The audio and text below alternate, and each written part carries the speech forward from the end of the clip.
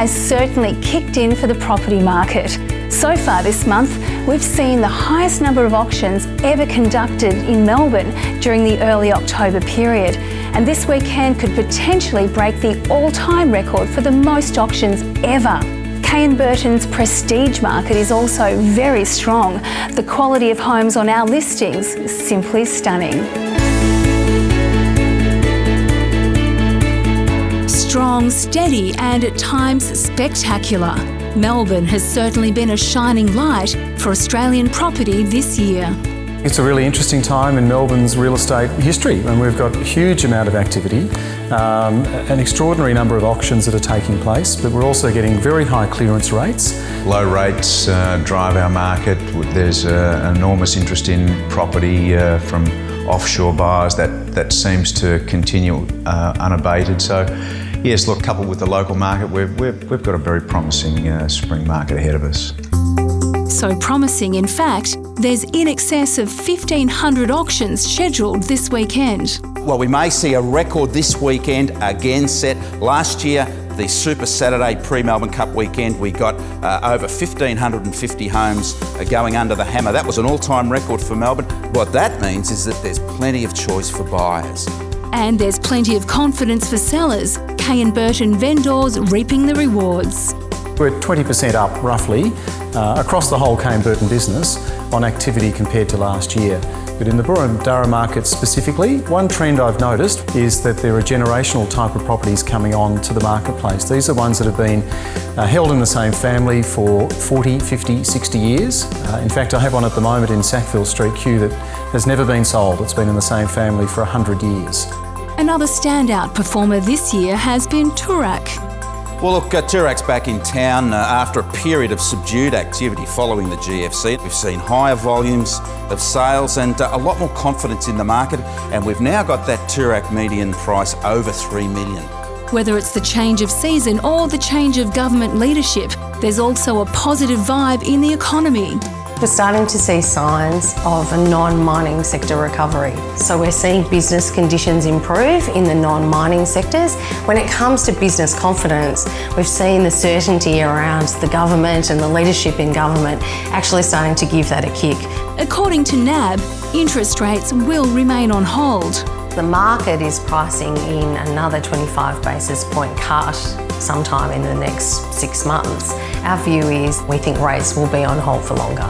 In these conditions, property continues to be a solid investment. The property market has been incredibly strong, but not necessarily strong consistently nationally. So this year, we will probably finish the year seeing the Sydney property market 10% up and the Melbourne property market 6% up.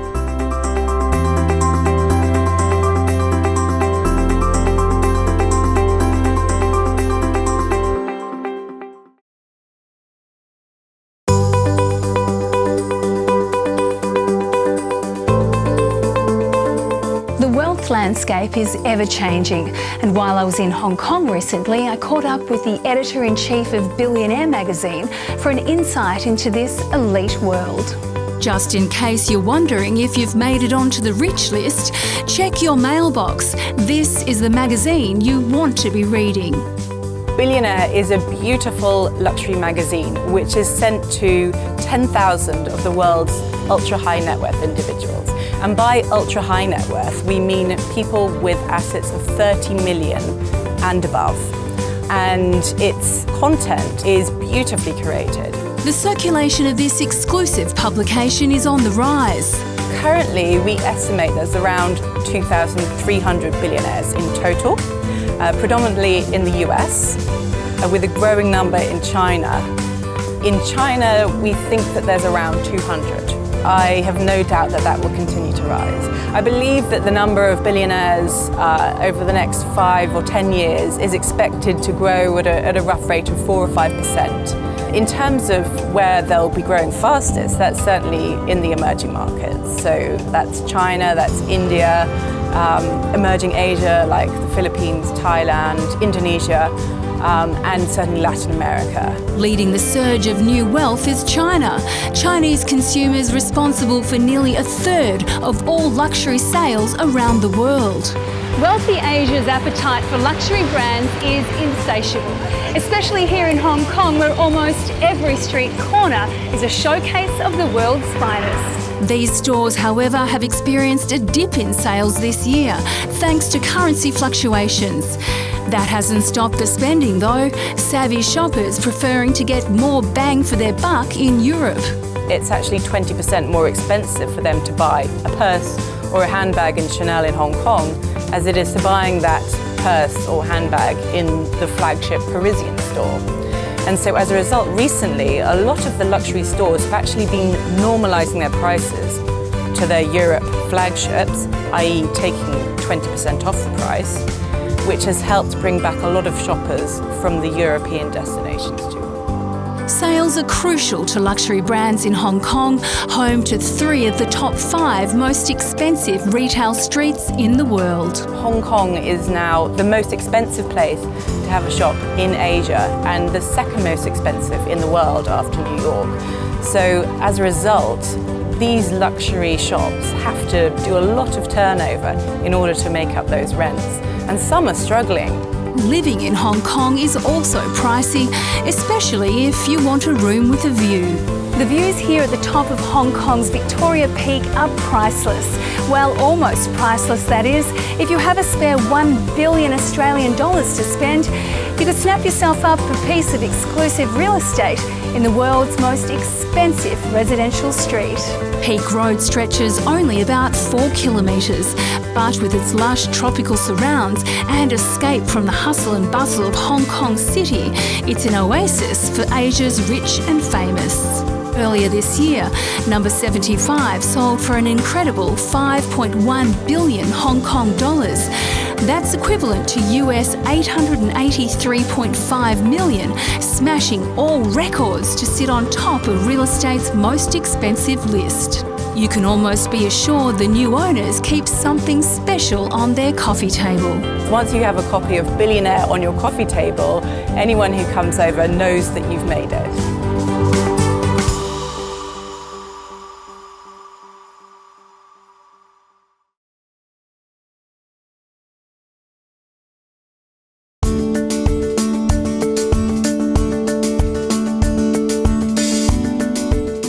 Burton has some outstanding offerings this spring, including this magnificent Victorian mansion in Kooyong Road. It's 100 years old, has had only 2 owners, and is undoubtedly one of Turak's finest homes. This is Noroi, a beautiful stately home in Melbourne's most prestigious suburb. It's an amazing period home. It really is like something out of France that hasn't been for sale for 30 years. The grand proportions, the ceiling heights, the abundance of natural light, the huge allotment of manicure garden. It's got everything and it's very rare. We don't find these properties commonly in Turak, and it's really a gem.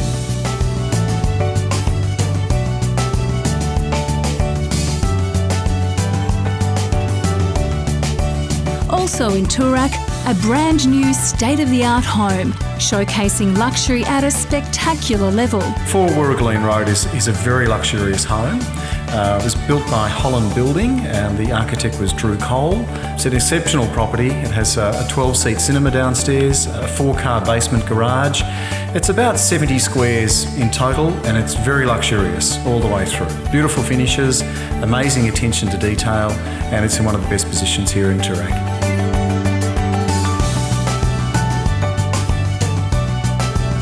Another one of the best positions in Melbourne is, without a doubt, the Domain Precinct.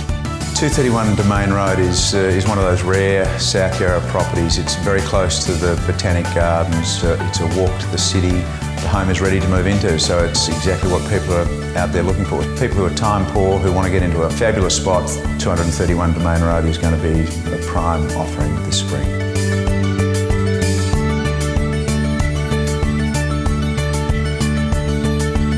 It's at this time of the year we start to see new, exciting coastal listings, and Boyd's Point is one of the best of the year. This magnificent Flinders property is exquisite on a world-class level. 46 acres of secluded, beautifully kept land, crowned by a showpiece Hampton-style residence designed by renowned architect Stephen Akehurst.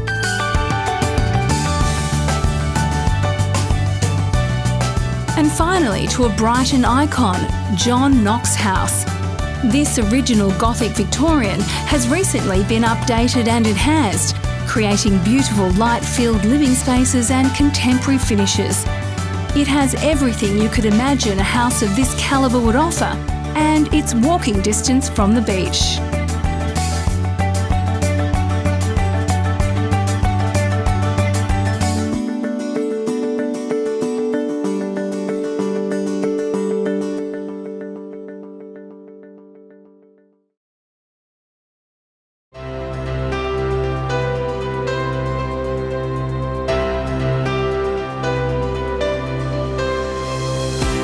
Touching the sky in one of the world's busiest cities, the Four Seasons Hotel in Hong Kong is an oasis of luxury.